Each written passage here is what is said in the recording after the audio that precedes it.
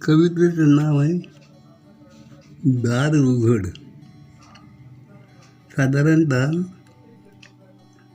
जेव्हा समाजावर संकट येते तेव्हाच लोक देवीची आराधना करतात, तिला दार उघडायला सांगतात. कारण शक्यतोवर देवाकडे मागणंच मागत नाही, स्वतः करतात. पहिल्यांदा जमलंच नाही, आता आपल्याच्यानं जमत नाही रे बा, तर मग मात्र देवीकडे साकडं घालतात, तुला दार उघडत असं विनवणी करतात. तीच विनवणी आहे. सामाजिक प्रश्नासाठीच देवीला साकडं घातलं जाते. दार उघड बया, दार उघड, दार उघड माय, दार उघड. नापिकींना कास्तकार झाले बेजार. हे पहा, शेत पहिल्यांदा असं होतं. पूर आला, खरडलं, पूर्ण शेत खरडलं गेलं, पीक पुरं खरडून गेलं. नापिकींना कास्तकार झाले बेजार. आता तर काय सांगू माय तुला त्याचे हाल. नापिकींना कास्तकार झाले बेजार, काय सांगू माय तुला त्याचे हाल. आता तर काय संक्रांत झाली तर ते 4-5 चाललेच आहे. तरी सरकार मदत करून राहिली तरी आता तर काय संक्रांत झाली, रोजचे 4-5 घेऊनच चालली. दुसरा भाव नाही, पिकाला भाव नाही आहे.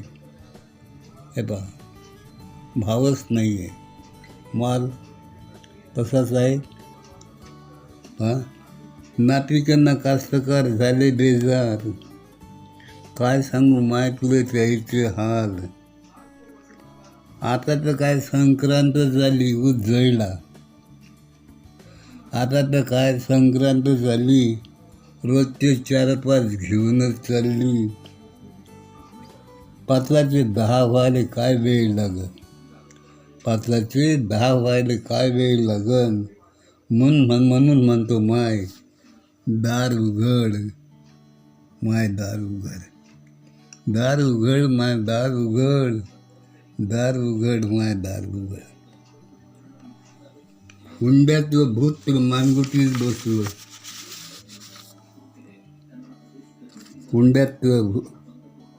हुंड्याचं भूत मानगुटीत बसलं. हे पहा, बोलणं चालू आहे, डायरेक्ट नाही बोलत.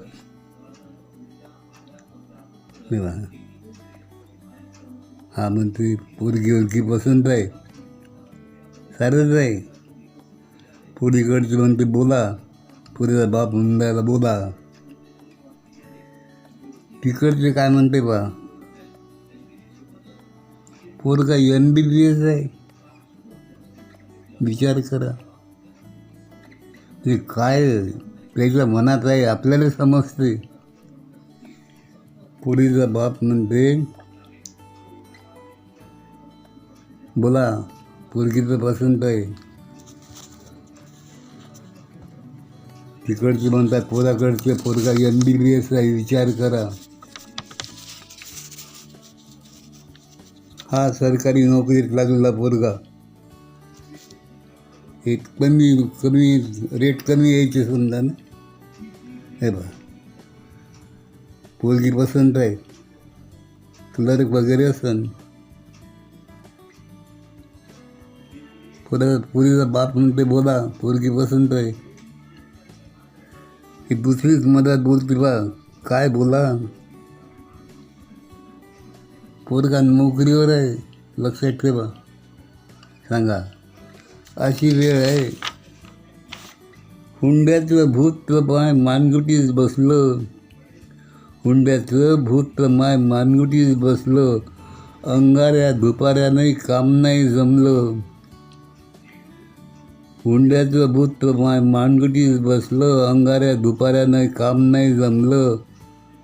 उतराचं माय नाव नाही घेऊन राहिलं, उतराचं तर माय नाव नाही घेऊन राहिलं. गरीब श्रीमंत समदेल घोषणं लावलं. गरीब श्रीमंत समदेल घोषणं लावलं म्हणून म्हणतो माय दार उघड. दार उघड. सगळे गरीब श्रीमंत सगळ्याला घोषून राहिलं ते भूत.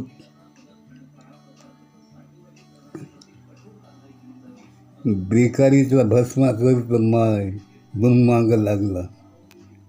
बेकारी एवढी वाढली आहे. बेकारीचा भस्मासूर तर धूम माय मागं लागला.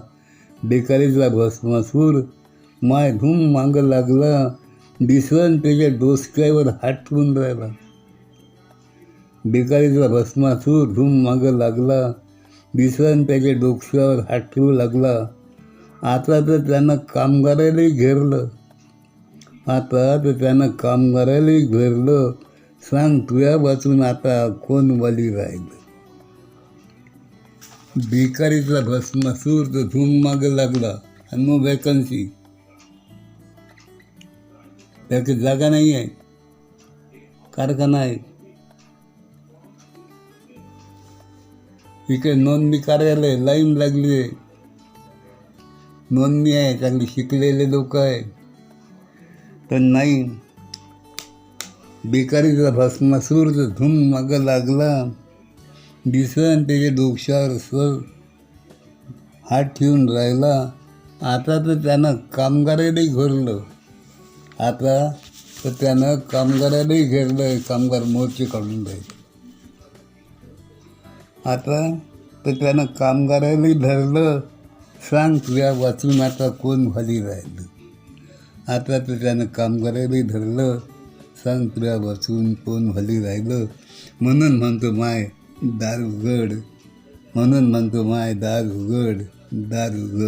दार उघड. ऐसे भाग्य लावामधली कविता होती. दार उघड.